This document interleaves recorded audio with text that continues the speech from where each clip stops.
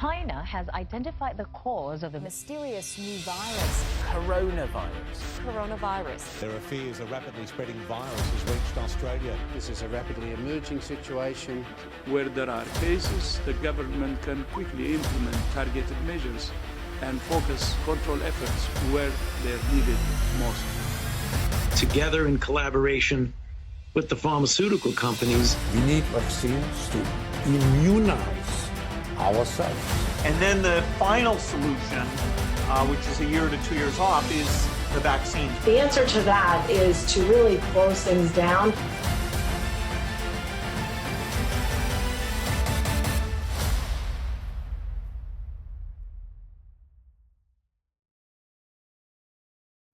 Hello again, and welcome back to The Abstract. I am your host, Peter Kirby, author of the book Chemtrails Exposed, a New Manhattan Project, and staff writer at Activist Post. Building upon the success of last week's article and video, going forward, I'm going to turn this into a weekly show. Every week, you can expect a new episode of The Abstract going forward. I intend to upload them on Saturday nights. That works out for me with my publishing schedule with Activist Post and the fact that Sunday night is the biggest media night of the week. So I always like to have something on Sundays for you. But with the success of last week's article and video, it was impressed upon me that you, the audience, likes a certain type of video. What I learned from last week's was that you like it when I excerpt certain information from my book, like a juicy part from my book, and then not only that, but also that I title it in a way that's provocative instead of just saying like the MITRE Corporation and the New Manhattan Project. Put a title that sparks more interest, and when I talk about it in the video, I put more emotion into what I'm talking about. I think the audience liked that. I thought I was maybe being a crybaby too much last week. I was afraid everybody was going to leave me, but yeah, I generally don't beg and plead with the audience like that, but that's what I felt like doing last week. And I'm going to continue with this formula going forward. And, people may say, oh, it's shtick. You're doing shtick. No, I'm responding to what the audience wants. You showed me that you like that. You like what I did last week. And so I've got another one for you this week. I'm calling it Chemtrails Are Real, the Hard Evidence. And there's 5 ways that you can prove that we're being sprayed with scientific evidence. 2 of these ways are in my book. The other 3 came out after my book was published in 2020. They were too late for review, but we are reviewing those other 3 here today in this article and video. The article is up and running on Activist Post, and you're listening to the video. So let's get started. I've been so far down the rabbit hole on this chemtrails thing for so long that it's kind of unbelievable to me that there's still people out there that aren't aware of the lines in the sky, have no idea about how we're being sprayed. But I know from experience that that is still the majority of the population. And so we, as information warriors, need to wake more people up, and so I have produced this article to do just that. This is undeniable evidence, and I think that if you share this with people who are denying the existence of these programs or on the fence, I think that this article in particular could do a lot to sway people to our side, the correct side. And the good thing about chemtrails and geoengineering, if there is a good thing, is that it's so unacceptable generally that we might be sprayed with tens of thousands of megatons of toxic waste on a daily basis, that all you really have to do is let somebody know that this is actually taking place. Of course, there is the establishment's theory of man-made global warming, which can be used to justify these actions, but that can be disproven as well. But that's an argument for another day. That's the next thing you're going to have to convince them of. Today we're just going about looking at the evidence, the undeniable evidence that this is actually taking place. If we do that, we might be able to push this issue into the realm of conventional wisdom, where there's actually a majority of people who understand that this is going on.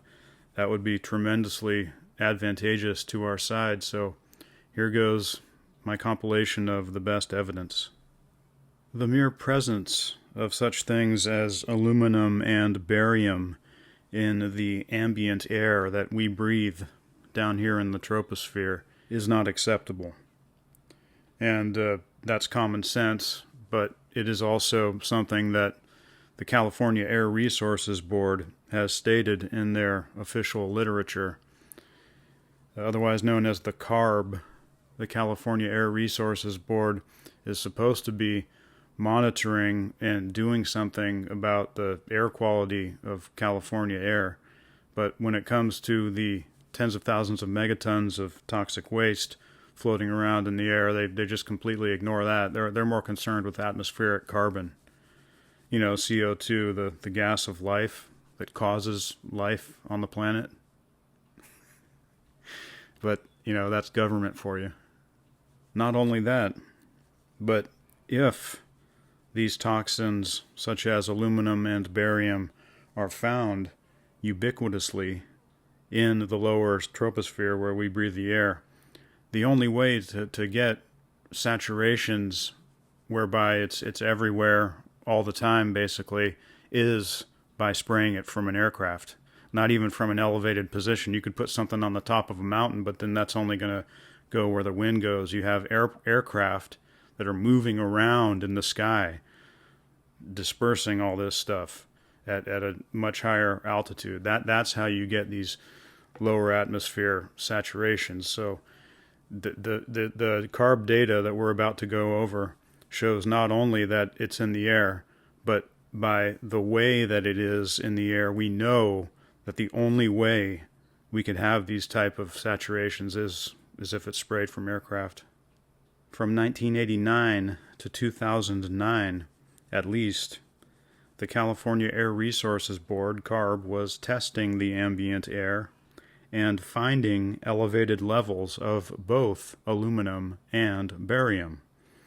They were posting these results on their website. You had to click through a couple things and sort of configure the generation of the chart for atmospheric aluminum or barium. Wasn't that difficult. And there it was. I just found it one day. See, I knew that the state of California does like everything under the sun that anybody could possibly conceive of government ever doing. So when I first came into this information about 10 years ago plus, I said to myself, well, there's, you know, people are talking about toxins in the air. I mean, we're in California here.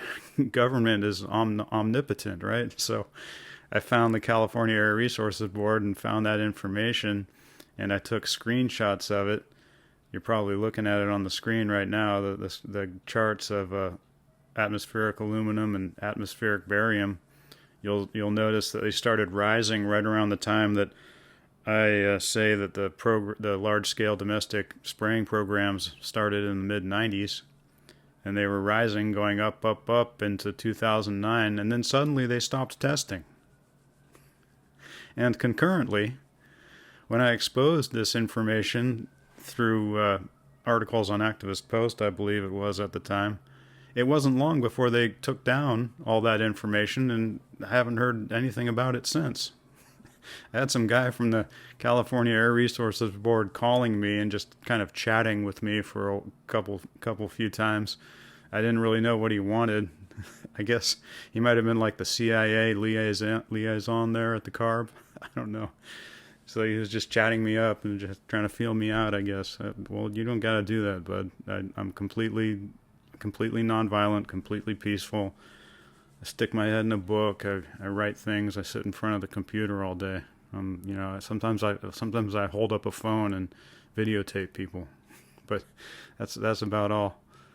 But yeah, I figure that this is a significant thing to prove the existence of the chemtrail spraying operations and the whole story of the CARB and my journey of discovering this information and making it public and this type of stuff is in the first chapter of my book. Rainwater samples. This is the most well-known data confirming the existence of the chemtrail spraying programs. And probably that has a large reason to do with the fact that it's basically been crowdsourced. So you have a lot of people involved, and they have vested interest. They're interested as to what happens with the data that they posted online, and so there's more sharing and emails and chatter and whatnot. So as most of you know, these rainwater samples, people take the sample, they send it to a lab and have it tested, and they get the test results, and then they post the test results, and the test results are consistently showing elevated levels of toxins such as aluminum, barium, and strontium. These are the things that people have asked the lab to test for. When you send in a sample, rainwater sample, to a lab, I guess, or any other type of sample, you're generally asking them to test for certain elements. And if you don't ask that they test for other elements, then they don't. I understand that you can have it tested for all the elements that are in it, but it's very expensive. This is what I understand. I've actually never had any rainwater samples tested. Everybody has been doing that, and that's doing that for us, and that's great. But the bulk of these test results that I know of are posted on geoengineeringwatch.org. I have a link in the article up and running on Activist Post. And on another website called globalskywatch.com, which is a website that people may have forgotten about. It's been around for a long time, posting a lot of really great information. And again, these rainwater samples prove that we are being sprayed from aircraft. You can't get this type of consistent results showing pervasive atmospheric saturations of these things without the substance being sprayed from aircraft.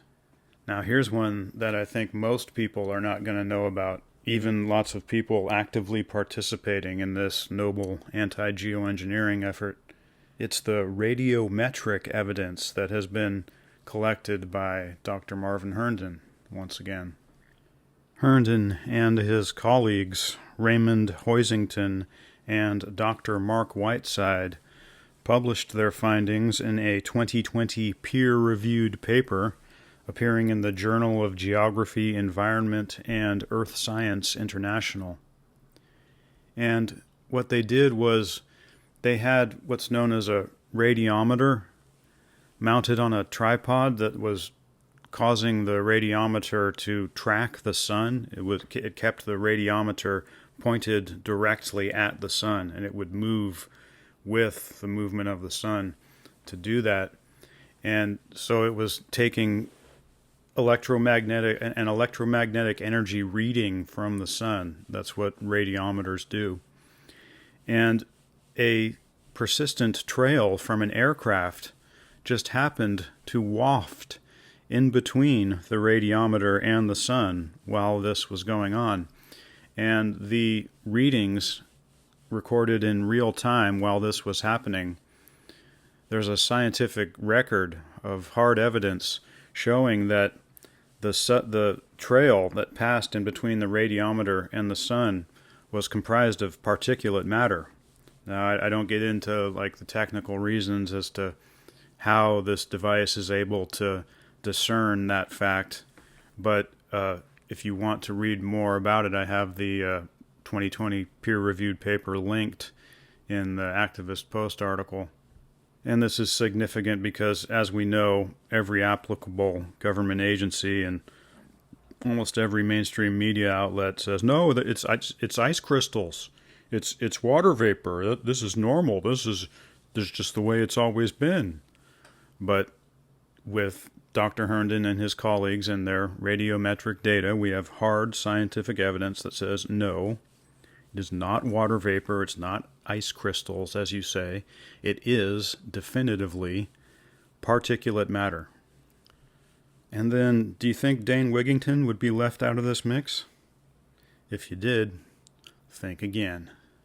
Dane, from over there at geoengineeringwatch.org, made a 2021 movie called The Dimming, if you didn't know. And if you've watched it closely, you understand that they took 3 trips up into the clouds, into the chem clouds, taking samples. They went in different airplanes on different times and did different things, but one of the times they went up, they took a National Oceanic and Atmospheric Administration flying laboratory up there. That's the industry standard. That's what the establishment used historically throughout the development of the New Manhattan Project to take in situ atmospheric readings, or direct samples, as we say. They got a hold of one of those. Those must cost a pretty penny. Probably aren't too many of those around anymore. But they used one of those along with other planes, and they took samples.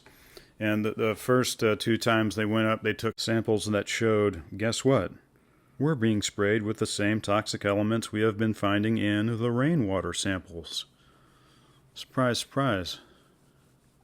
And then on their 3rd and final mission, Dane's team sampled for nanoparticulates in chem clouds. When I say chem clouds, I mean, already sprayed stuff that's come out of the back of planes. And on their nanoparticle mission, they found dangerously elevated levels of nanoparticulates, not water vapor. And as many of you know, these nanoparticulates are particularly bad for us because these things are so small. They just, especially if they're toxins, they're bad for us. They're so small that they just enter through our skin.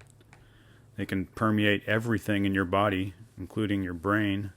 So I suggest that people go out there and watch Dane's movie The Dimming. It's available for free on YouTube. Even though YouTube jacks you around, I tried looking for it just by searching The Dimming. It's got like 10 million views. You might think it would come up number 1. But no, you're given some like weird account. When you search that, just search The Dimming on YouTube, you're given some like weird results where there's like a channel called The Dimming or something, just some BS. The way that I find The Dimming when I want it is I go to geoengineeringwatch.org, and it's on the homepage. It'll probably be on the homepage without even having to scroll down, or you might have to scroll down a little bit and find it there. It should be center of the page on geoengineeringwatch.org. Get the real dimming. So I got one. All of you got one. Marvin Herndon got one, and Dane got 2. I thank you for your service. Now, if people see or hear this information and they say to themselves, you know what? You're right. We are being sprayed.